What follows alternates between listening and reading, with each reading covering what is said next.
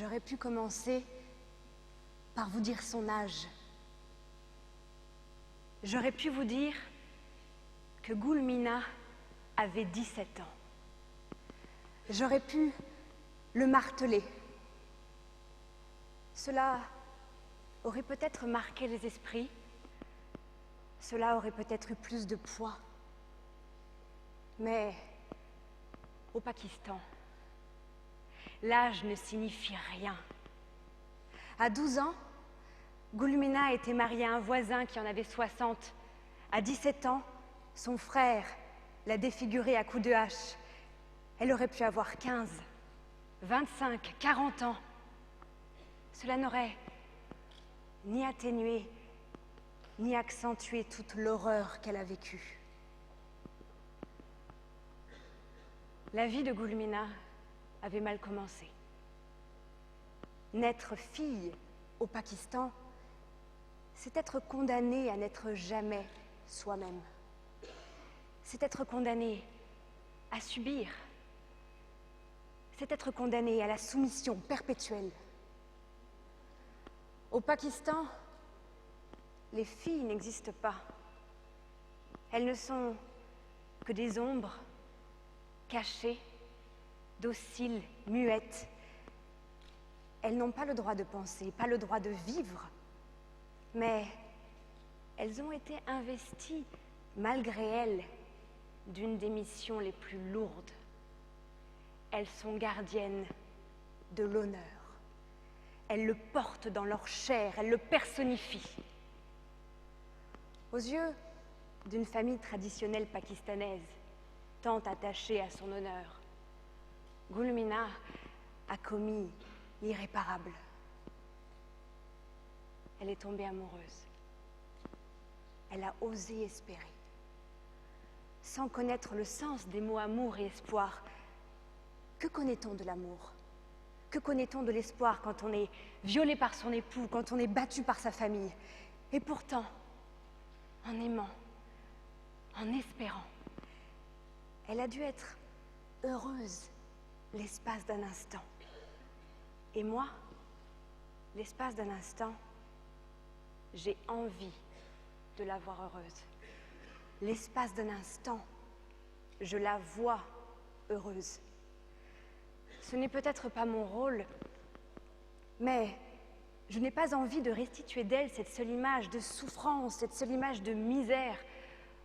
Aucun être humain ne peut être réduit à cela. Et je la vois rencontrer cet homme, je la vois lever les yeux vers lui, je la vois rougir, je la vois lui sourire, je la vois lui parler, ne serait-ce que quelques minutes. Surtout, je la vois lui demander de partir avec elle. Je la vois quitter l'habit de soumission qu'elle porte pour le laisser derrière elle dans ce village archaïque où le poids des traditions empêche les femmes de vivre. Je la vois vivre véritablement ses 17 ans. Je la vois, je crois que j'ai envie de la voir vivre mes 17 ans, avec toute l'insouciance que cela représente. Quand Goulmina est partie avec lui, elle a laissé son monde derrière elle. Elle savait qu'elle portait une atteinte quasi indélébile au précieux honneur des hommes de sa famille. Elle savait qu'il la traquerait. Elle ne connaissait que trop bien le sort réservé aux carisses, les femmes noircies. Ces femmes qui ont noirci l'honneur. Elle a vu les femmes adultères se faire lapider par leur mari, les filles mères se faire égorger par leur père, les adolescentes amoureuses se faire abattre par leurs frères. Alors, au moment où elle quitte son village, au moment où elle franchit cette frontière invisible, elle devient une carisse et se promet une mort quasi certaine. J'ignore si elle a eu droit à un jour, à une semaine, à un mois de répit avant que son frère ne la retrouve. Je sais simplement qu'il l'a retrouvée. Et qu'après avoir tué l'homme qu'elle aimait, il s'est rué sur elle avec une hache. Oh, il ne l'a pas simplement frappée. Là où un coup aurait suffi pour abréger ses souffrances et la tuer, non. Il a transpercé son visage de 15 coups de hache. Il s'est acharné à la faire disparaître, car en anéantissant toute trace de Goulmina, c'est comme si l'honneur du clan se reconstituait. Comme si, à chaque flot de sang déversé sur le sol, l'honneur souvier retrouvait sa blancheur virginale. Et on viendra s'indigner. Comment a-t-il pu s'acharner ainsi sur sa propre sœur? Quelle folie s'est emparée de lui? Mais le frère de Goulmina ne s'est pas octroyé le droit de la tuer. On lui a permis de tuer sa sœur. On lui en a même donné l'ordre.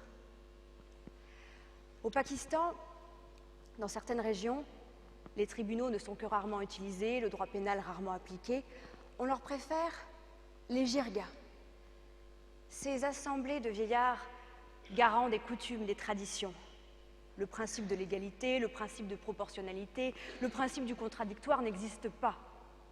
Seul l'honneur existe, et la jirga se nourrit d'honneur.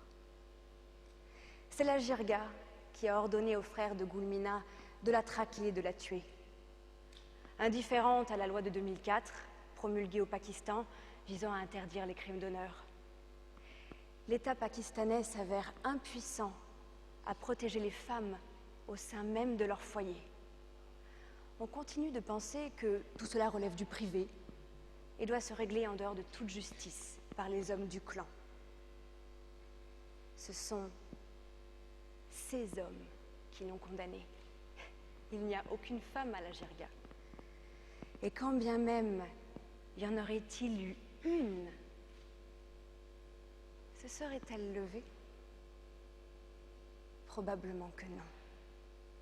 Il n'y a eu personne pour venir s'élever contre ces traditions, personne pour pointer du doigt l'absurdité du crime d'honneur, personne pour plaider la cause de Goulmina, pour demander à ce qu'elle soit laissée en paix.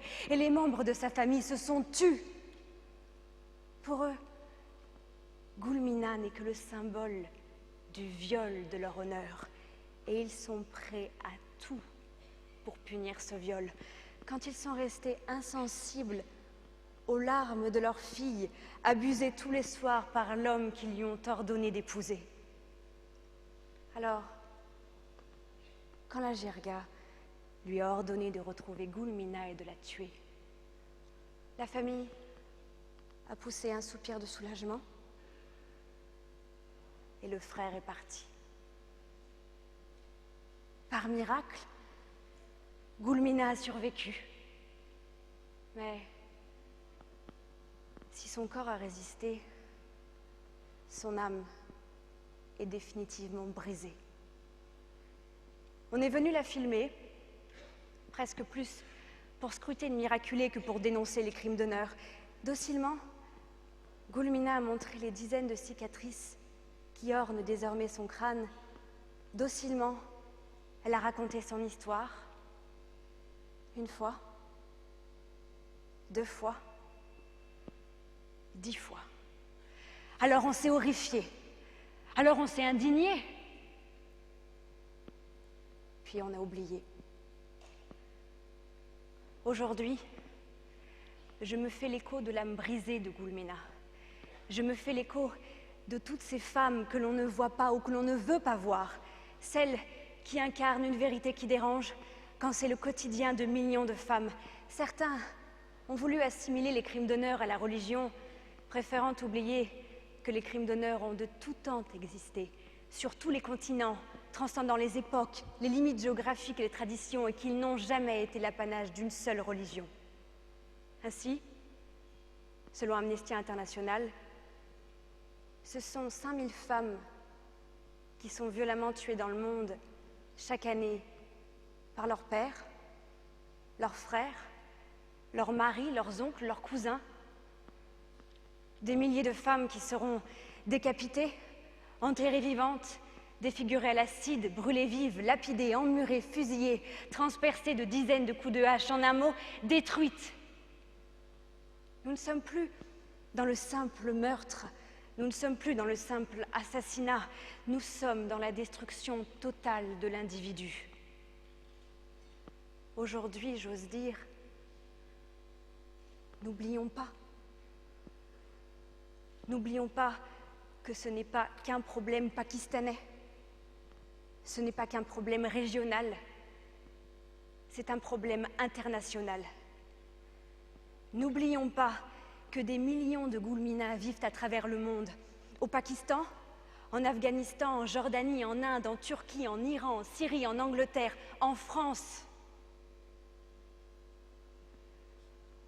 N'oublions pas ces femmes à qui l'on nie toute humanité pour n'en faire que le réceptacle d'un honneur de pacotille.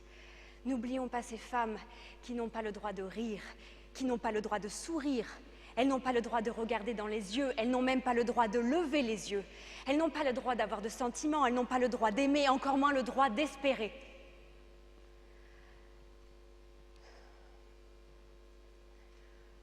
Je me suis demandé si j'avais une quelconque légitimité pour raconter l'histoire de Goulmina, pour dénoncer l'horreur qu'elle avait vécue.